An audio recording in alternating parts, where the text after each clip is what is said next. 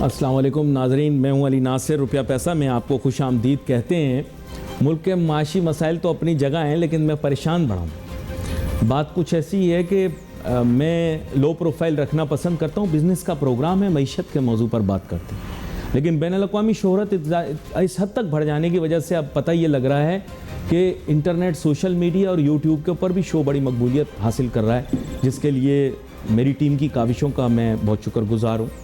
अब मैंने देखा तो उसमें नए नए लोग भी आ रहे हैं, तो मैंने खुद देखा तो ये मिंदर शर्मा साहब भी आ गए इसमें, और किट्टू राव साहिबा भी आ गई, और आधे आधे घंटे और एक एक घंटे के प्रोग्राम इन मौज़ूआत के ऊपर डिस्कस हो रहे हैं। देखिए, अगर मौजू डिस्कस ही करना है तो पाकिस्तान और हिंदुस्तान के दरमियान जो तिजारत और सनत के शोबे के अंदर कोई काम हो सके तो उस पर भी बात करें, और अगर ये दरवाजे खुल जाएं, अमन का मामला हो जाए, तो इस वक्त दोनों ममालिक को इसका फ़ायदा है। देखें, जिस तरह की बकवास हमारी पाक स्टडीज़ में पढ़ाई हुई है, इंडिया वालों को इसी तरह की बकवास उनके अखबारों में भी बताई जा रही है, क्योंकि वहाँ का सारा मीडिया मोदी मीडिया है। कोई शाइनिंग इंडिया नहीं है, कोई वहाँ गुर्बत ख़त्म नहीं हुई, ये सब बकवास है। और अगर दौलत है भी तो वो चंद हाथों में है, और ये चंद हाथों में ही पहले दौलत थी, तो महमूद गजनवी ने हमले कर करके वो दौलत लूट ली थी। कान खोलो, अपनी आंखें खोलो। इस वक्त पर इस मुल्क के अंदर, पाकिस्तान के अंदर जो डिस्कशन हो रहा है वो यही हो रहा है, चाहे वो आला सतह पर हो रहा हो या वो बिल्कुल सतही लेवल पर हो रहा हो, कि किस तरह पाकिस्तान और हिंदुस्तान के दरमियान अमन की बात हो सके। अब ये दोनों ममालिक एफोर्ड कर ही नहीं सकते वॉर।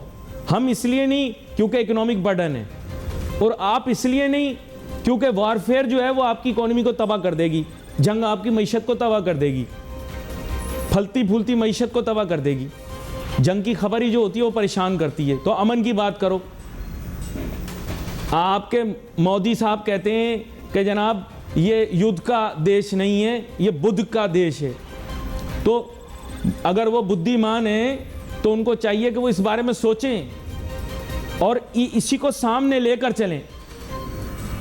दो ममालिक के दरमियान अगर तिजारत होगी तो मामलात आगे बढ़ेंगे, और तिजारत दुश्मन से भी हो सकती है। मैंने तो यही सुना।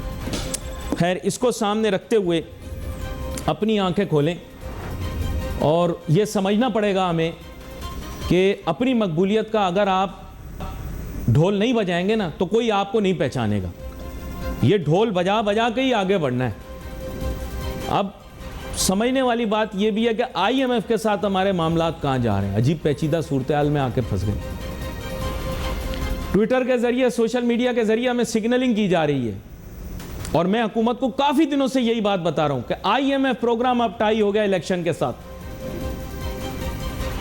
इमरान खान के साथ बैठकर डायलॉग करना पड़ेगा। अगर उसको पकड़ने की कोशिश की तो IMF डील गई खूह में, खड्डे में। मैं सीधी बात आपको कर रहा हूं, क्लियर कट बात कर रहा हूं। मैं किसी का हमदर्द बन के बात नहीं कर रहा हूं, पाकिस्तानी सोच बन के बता रहा हूं आपको कि अगर उन्होंने आपको ट्विटर के जरिए, सोशल मीडिया के जरिए बता दिया है कि आपने अमेरिका के साथ बातचीत करनी होगी, ये भी आपको पता है, क्योंकि IMF का प्रोग्राम आपको मिलना नहीं जब तक कि अमेरिका हाँ नहीं कहेगा। और अमेरिका आपको हाँ नहीं कह रहा, उसके बारे में क्या साराइयाँ हो रही हैं, लेकिन उन क्या साराई में से एक क्या साराई ये भी है कि आपको इलेक्शन करवाने पड़ेंगे। वो एक जमहूरियत पसंद मुल्क है, वो नहीं चाहता कि उस पर लेबल हो कि वो जमहूरियत के प्रोसेस को रोक रहा है। दूसरा ये है कि इमरान खान के मुतालिक आपकी राय फ़र्क है। वेस्ट चाहता है कि इमरान खान आए। ये मेरी बात को ऑथेंटिकेट किया है कल नून लीग के एक बड़े सीनियर रहनुमा ने। यार, मैं अकेला बोल रहा हूँ आपको क्या? एक बहुत सीनियर नून लीग के रहनुमा ने मेरी इस बात को ऑथेंटिकेट किया है। मैं को अपनी तरफ से नहीं बोल रहा। आप लोगों को समझ में नहीं आ रही, आप छुपाना चाह रहे हो। छुपाने से कुछ नहीं होगा। पाकिस्तान में जल्जला आया, जल्जला छुपा लिया। मेरे साथ बहुत ही आम मेहमान शामिल गुफ्तगू हैं, तारुफ कराता चलूं। जनाब शारिक वोरा साहब, साबिक सदर KCCI, इनका तारुफ कराने के बाद मैं बुनियादी तौर पे इनसे यही जानने की कोशिश करूंगा कि शारिक वोरा साहब, मुल्क को बहुत सारे माशी चैलेंजेस का सामना है। IMF के साथ डील भी नहीं बन रही, इंटरेस्ट रेट बढ़ रहा है, डॉलर महंगा, कारोबार क्या करेंगे आप मुझे ये बता दें, मैं समझना चाह रहा हूँ आपसे। जी बिस्मिल्लाहिर्रहमानिर्रहीम। अली नासिर, अभी आपने अपने इंट्रो में जो पाकिस्तान और इंडिया की ट्रेड के बारे में बात की, तो उसमें एक चीज़ और ऐड कर दूं कि हाल ही में अभी चीन ने जो दोस्ती कराई है ईरान की और सऊदी अरेबिया की है, अब आप देखें उसका बेसिस भी ट्रेड है, उसका बेसिस भी जो है ना वो इंटरनेशनल ट्रेड कोऑपरेशन है, ऑयल में किस तरह चलना है, ट्रेड कैसे करनी है। तो वो लोग जो बड़े बड़े दुश्मन थे वो अब रीजनल ट्रेड की तरफ बढ़ रहे हैं। लेकिन हमारी रोजी मारी गई ना, और हमें तो पैसे ही इस चीज़ के मिलते हैं कि ये दोनों आपस में लड़े हुए हों, हम आगे जाके पैसे मांग लेते हैं। बट आई थिंक नो मोर। अब जो है पाकिस्तान को पैसे अगर मिलेंगे तो वो मेरिट पे मिलेंगे, और मेरिट क्या है, वो आपने अपना हाउस ठीक करना है। अब आपका सवाल यह है कि पाकिस्तान में इस वक्त जो मुआशी सूरत हाल है, ऐसे सरकमस्टांसेस हैं जहाँ पर बैंक्स में अपनी जो लेटर ऑफ क्रेडिट्स LCs खुलवाना जो है वो बिल्कुल इसी तरह है जिस तरह के हमारे यहाँ इनकम टैक्स के दफ्तर में, कस्टम के दफ्तर में, पुलिस के दफ्तर में काम कराते हैं ना जिस तरह अंदाज से, अब बैंक्स भी मोर और लेस इसी तरह LCs दे रहे हैं, इसलिए कि उनके पास डिस्क्रिशन आ गई है किसकी LC खोलनी है किसकी नहीं खोलनी। SMEs पूरी तरह वाइप आउट हो गया पाकिस्तान में। बैनुल-अक़वामी मईशत का और IMF का जो जोड़ बन रहा है उसके बारे में भी बात की। इन्होंने बताया कि बैनुल-अक़वामी सतह के ऊपर सफ़बंदियाँ हो रही हैं, लेकिन प्रॉब्लम ये है कि इन सफ़बंदियों के नतीजे में पाकिस्तान बेचारा फंस गया। हमें अब कोई पैसे नहीं देगा, अगर सऊदी और ईरान की दोस्ती हो गई तो हम कहाँ जाएंगे। पहले ही अफ़गानिस्तान के अंदर एक हुकूमत कायम हो गई, सर फड्डा झगड़ा रहे तो 2 पैसे मिलते रहते हैं। आप कैसी बातें कर रहे हैं, शुभ शुभ बोलें, कुछ पाकिस्तान की मईशत चले। जी देखिए, पाकिस्तान की मईशत जो है वो अब उस वक्त चलेगी जब हमको खुद अपनी उस मईशत के चलाने की फ़िक्र होगी। अगर हम ये समझें कि अब बेचारा पाकिस्तान, बेचारे गरीब 22 करोड़ लोग और अमेरिका का साथ दे रहे हैं और चाइना का साथ दे रहे हैं और ईस्टर्न बॉर्डर और वेस्टर्न बॉर्डर मांगे तांगे पे गुजारा हो, और यहाँ से पैसे मिल जाएंगे और वहाँ से पैसे मिल जाएंगे। देखिए, दुनिया में अलाइंसेस जो हैं वो स्ट्रेटेजिक हो गए हैं, वो उनकी जो अब ज़रूरतें हैं वो डिफरेंट हैं। अलाइंस तो दुनिया में बनते रहेंगे, जियोपॉलिटिकल सिचुएशन जो है वो तब्दील होती रहती है, लेकिन आज की दुनिया में जियोपॉलिटिकल पोजीशनिंग और सिचुएशंस जो हैं उसका सारा दारोमदार जो है वो आपकी इकोनॉमिक स्ट्रेंथ से है। क्या पाकिस्तान किसी भी मुल्क के लिए किसी भी तरह कोई मंडी है? आपकी टोटल इंपोर्ट्स 80 बिलियन डॉलर की, उसमें भी 50% जो है फ्यूल है और फूड है, तो बाकी जो 40 बिलियन डॉलर की जो आपकी 22 करोड़ की इंपोर्ट की इकोनॉमी है, it is peanuts. 40 billion dollar तो अमेरिका में बर्गर बेचने वाली कंपनियां जो हैं वो बिजनेस करती हैं। तो इसी तरह आपकी एक्सपोर्ट है which is hardly 30 billion dollars, mostly textiles, और टेक्सटाइल्स भी आपको पता है कि लो लेबल्स जो हैं वो, जहाँ कमोडिटी टेक्सटाइल्स है, टावल है या आपके बेडवेयर्स हैं, हमारी वैल्यू एडिशन नहीं हुई।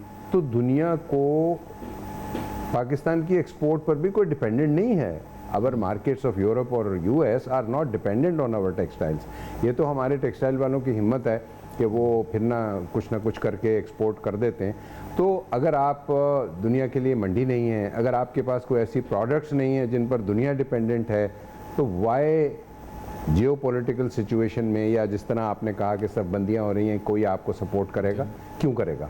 ना ही आपके पास ऑयल है, ना ही आपने कभी अपने मिनरल्स को अपने लिए उस किस्म का हथियार बनाया है। उसमें तो मेहनत लगती है ना। ये कोई बताए ना, ऐसा कोई इलाके में कोई साजिश करके, कोई फड्डा करके हमें पैसे मिल जाएं, ऐसा कोई तरीका बताएं। ये तो मुश्किल। देखिए, वो तो हम मेहनत करें, इंडस्ट्री लगाएं, ये करें, कोई ऐसा बताएं पड़ोस में झगड़ा करा दें, फड्डा करा दें, पैसे ले लें। नहीं अली नाज़िर, देखें अब वो दौर ख़त्म हो गया। वो भी दौर था कि जब कॉन्फ्लिक्ट्स होते थे रीजन में और आपको कोई सपोर्ट करता। दुनिया में अभी भी हो रहा है। पूरा यूरोप, पूरा अमेरिकन जो है वो यूक्रेन को टैंक भी दे रहे हैं, पैसे भी दे रहे हैं, और रशिया को आहिस्ता आहिस्ता इस पोजीशन पर ले आए हैं कि वो ब्लीड करना शुरू हो गया है according to my study. But point ये है कि वो यूक्रेन है, वो मज़हब भी उनका है, वो लोग भी उनके हैं, वो रंग भी उनका है, वो नस्ल भी उनकी है।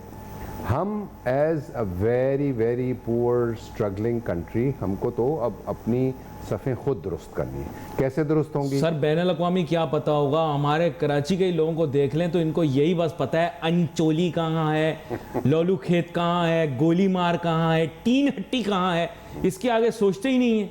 आप मुझे सच बताएं कि अगर नक्शे में मैं अभी किसी पाकिस्तानी के सामने रख दूं, ये यूक्रेन के बारे में बता, आपको पता है यूक्रेन जो है one of the biggest countries in Europe है, पता है आपको? हमारे लोगों को नक्शे में अगर कोई यूक्रेन बता दे मैं मान जाऊं। आपकी बात दुरुस्त है, लेकिन मैं अली नासिर ये चिंटू से पूछा, कह रहा है हैदराबाद से आगे। सर मैं आपको सच बता रहा हूं, ये हमारे लोगों को क्या पता, पुतिन के मिलने के लिए चलेगा। हमारे वजीर आजम बेचारे को नहीं पता था इमरान खान को कि पुतिन ने हमला कर दिया है। बंदा मुझे पसंद है, लेकिन नहीं, पुतिन तो बिल्कुल नहीं पसंद मुझे, लेकिन इमरान मुझे पसंद है, लेकिन पता उसको नहीं था कि ये किधर जा रहा हूं, क्या कर रहा हूं मैं।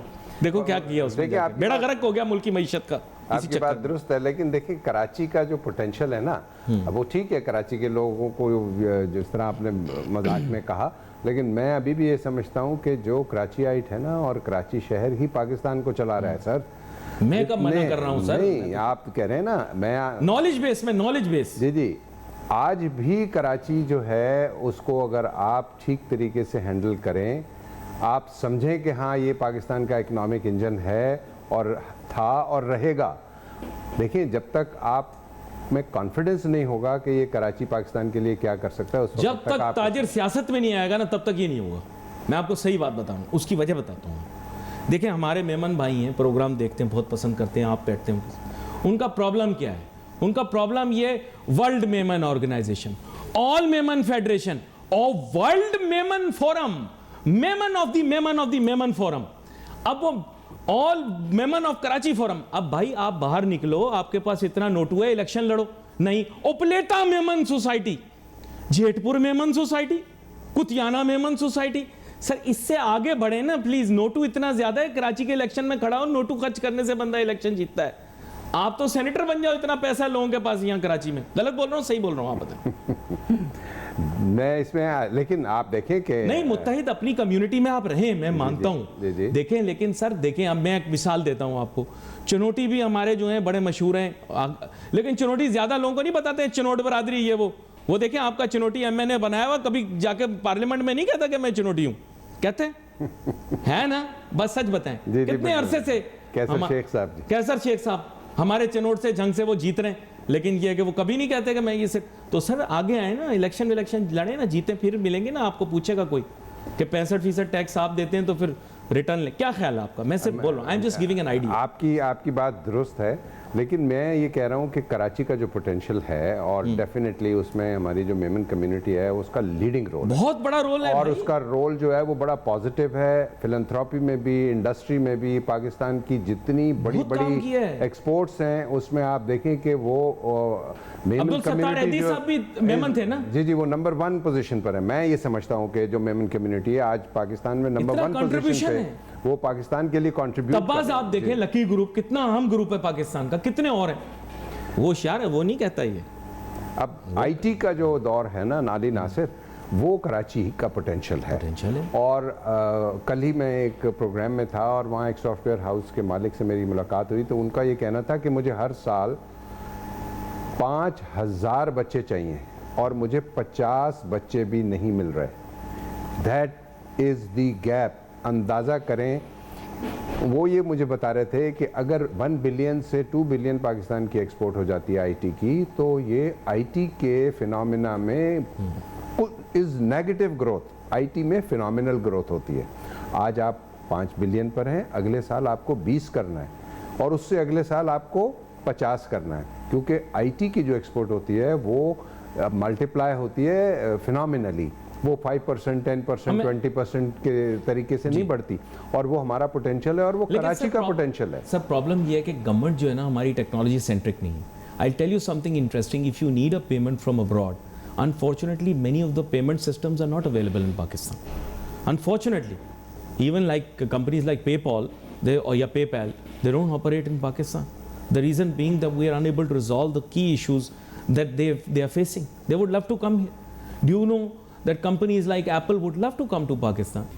जनाब शारिक बोरा साहब, मेरी जो दरख्वास्त थी, आपने सही कहा कि आईटी इंडस्ट्री का बहुत ज़्यादा पोटेंशियल, लेकिन मैं जो फील करता हूँ कि आपके ताजिर सनतकार कराची के जितने डायनेमिक लोग हैं, जितने डाइवर्सिफाइड हैं अपनी एथनिसिटीज़ में, अपनी अंडरस्टैंडिंग ऑफ इश्यूज़ में, अपने जिसे मैं कहूँगा सोशो इकोनॉमिक बैकग्राउंड्स के लिहाज से, और एरियाज ऑफ बिजनेस के लिहाज से I think they should play more proactive role towards becoming a think tank, because you see you been, अगर कहें पाकिस्तान का सबसे बड़ा चैम्बर कराची चैम्बर, आप सदर बन गए, एस्पिरेशन अब एक बतौर एक ताजिर सनतकार की अब इससे ज़्यादा और मतलब क्या हो, मतलब एक बात कर रहा हूँ, मतलब आपने अपना अचीव कर लिया एक तरह का ज़ैनित। लेकिन अब ये है कि मैं फील करता हूँ कि इस अचीवमेंट के बाद भी हमारे ताजिर सनतकारों को कोशिश करनी चाहिए कौमी सियासत में, कौमी धारे की सियासत में अपना किरदार अदा करें, so that the voice can be heard. The problem is that there is a voice but the person who has to hear it, उसको you don't have their ears, वो you must have those ears with you, और वो तभी आएगा जब political influence हो। देखो ये जागीरदार अपने हर काम करवाते हैं, क्यों करवाते हैं? क्योंकि इनकी वहाँ पे सीटें, इन्फ्लुएंस इतना नहीं, सीटें ज़्यादा हैं। अब आप मुझे बताएं, टैक्स कंट्रीब्यूशन है इनकी तो टैक्स कंट्रीब्यूशन ही कोई नहीं। आप मुझे सही बताएं कितनी होगी एग्रीकल्चरल इनकम टैक्स की कंट्रीब्यूशन? मिनिस्कुअल। कंट्रीज इकोनॉमी के अंदर तो आपको पहले ही पता है एग्रीकल्चर की कंट्रीब्यूशन अब कम हो गई, सर्विसेज की ज़्यादा है। तो आप मुझे ये बताएं कि यहाँ पर बात के they are not taxpayers, they are more seats. So I think कि ताजिर सनतकारों को भी कुछ कोशिश करनी चाहिए कि वो मुल्क की कौमी धारे की सियासत में है। क्या कहते हैं? क्यों नहीं मेरी होता? ये शिकायत है। हाँ। मैं आपको इसका जवाब देता हूँ कि क्यों नहीं होता, या जो इंडस्ट्रियलिस्ट हैं, बिजनेसमैन हैं, वो क्यों पाकिस्तान की नेशनल पॉलिटिक्स में नहीं जा रहे हैं। सबसे बड़ी वजह तो ये है कि देखें, पाकिस्तान के जो इंडस्ट्रियलिस्ट है और बिजनेसमैन है, उसका कैपिटल बेस बहुत छोटा सा है। पाकिस्तान में रिग्रेसिव टैक्सेशन सिस्टम है, और चूँकि सारा जो पॉलिटिकल अरीना है वो कब्ज़े में है, आपको पता है ब्यूरोक्रेसी के कब्ज़े में है, एस्टेब्लिशमेंट के पास है, और जागीरदार ज़मींदारों के पास है। तो जब बिजनेसमैन उसमें जाता है तो उसको इस रिग्रेसिव सिस्टम का शिकार हो जाता है। अगर वो उनकी बात नहीं मानता तो उसको पता है कि दूसरे दिन मेरी फैक्ट्री बंद हो जाएगी, फैक्ट्री बंद हो जाएगी, जो 200 वर्कर्स काम कर रहे हैं वो बेरोज़गार हो जाएंगे। जब तक यहाँ का जुडिशल सिस्टम प्लस ये रिकग्निशन के यस पाकिस्तान की इंडस्ट्री और पाकिस्तान का बिजनेस जो है वो रियली कंट्रीब्यूट कर रहा है towards whatever economy we have at the moment, उस वक्त तक बिजनेसमैन और इंडस्ट्रियलिस्ट पॉलिटिक्स में नहीं जाएंगे। आपने देखा 2-4 लोग जो गए और जब गवर्नमेंट चेंज हुई तो उनके साथ क्या हुआ? सफ़र किया। एक गवर्नमेंट आती है, वो वी हर्ड के इवन मिफ्ता इस्माइल साहब जब नून लीग के फाइनेंस मिनिस्टर थे, और जब वो पीटीआई की गवर्नमेंट आ गई तो उन्होंने उनको ग्रिल करना शुरू कर दिया, उन्होंने उनको तंग करना शुरू कर दिया। तो कैसे बिजनेसमैन और इंडस्ट्रियलिस्ट जो है वो जाएगा जब उसको ये होगा कि जी मेरी वजह से मेरी पूरी ख़ानदान की जो बिजनेसेस हैं वो तबाह हो जाएंगी। इसलिए ज़रूरत इस बात की है कि पाकिस्तान की जो जुडिशरी है उसका वो मैच्योरिटी लेवल, उसका वो ग्रेस, उसकी वो ऑनेस्टी जो है जो रिक्वायर्ड होती है किसी भी माशरे को आगे ले जाने में, जब तक वो लेवल नहीं आएगा तो बिजनेसमैन और इंडस्ट्रियलिस्ट बड़ा तो बिल्कुल नहीं आएगा। Middle class, lower middle class शायद आ जाए, बिकॉज वो ये समझेगा कि I have nothing much to lose, but eventually बहुत ज़्यादा लोग आएंगे नहीं। वैसे भी अली नासिर, मैं आपको बताऊं कि जो पूरी दुनिया में बिजनेसमैन और इंडस्ट्रियलिस्ट जो होते हैं वो बहुत ज़्यादा पॉलिटिक्स में नहीं आते। वजह ये है कि उनका फोकस जो होता है वो अपने मुल्क की इकानमी को ठीक करना है, एम्प्लॉयमेंट जनरेट करना है। अगर वो भी पॉलिटिक्स में लग जाएंगे तो बहुत मुश्किल हो जाएगा। इंडिया में ये ज़रूर है कि वहाँ के जो बड़े बड़े इंडस्ट्रियल एम्पायर्स हैं पॉलिटिशियंस को कंट्रोल करती है ना, देखिए वो कंट्रोल करती हैं, और उनके फ्रंटमैन्स होते हैं, वो उनको असेंबलीज में भेजते हैं। और वो अब जो प्रेजेंट मोदी गवर्नमेंट है, आप देखें कि वो सारी जो है वो बैकअप हो रही है, और सारी फाइनेंस जो उसकी कैंपेन है वो इंडिया की जो मेजॉरिटी लीडिंग कॉन्ग्लोमरेट्स हैं वो उसको सपोर्ट कर रहे हैं। और डेफिनेटली आज इंडियन इंडस्ट्री ने बहुत तरक्की की है। आप देखें 700 अरब डॉलर की उसकी एक्सपोर्ट है, बेशुमार उनके पास रिजर्व्स हैं, एम्प्लॉयमेंट है, आईटी है, और नई नई चीज़ें आ रही हैं, और पूरी दुनिया उनकी तरफ मुतवज्जे हो रही है, इसलिए कि वो एक बड़ी मंडी है दुनिया के लिए, इसलिए कि वो पूरी दुनिया की ज़रूरत बन गया है आईटी का ह्यूमन रिसोर्स देने के लिए। हमारा बिजनेसमैन शायद उससे ज़्यादा मेहनती है, लेकिन हमारे यहाँ इतनी टफ कंडीशंस हैं, इतनी मुश्किल कंडीशंस हैं कि उसको अपनी छोटी मोटी इंडस्ट्री को भी सस्टेन करने के लिए अपनी बहुत ज़्यादा कुव्वत का इस्तेमाल करना पड़ता है। पूरी जनरेशंस की जनरेशंस अपनी इन्वेस्ट करनी पड़ती हैं और उसके बाद उसको पता चलता है कि जी एक कमिश्नर ने या एक डिप्टी कमिश्नर ने उसको बुलाया और उसको एक नोटिस हाथ में थमाया और जाकर उसकी फैक्ट्री सील कर दी। हमारे यहाँ जो रिग्रेसिव टैक्सेशन सिस्टम है, जैसे मैं हमेशा आपको कहता हूँ, उसको ठीक करने की ज़रूरत है।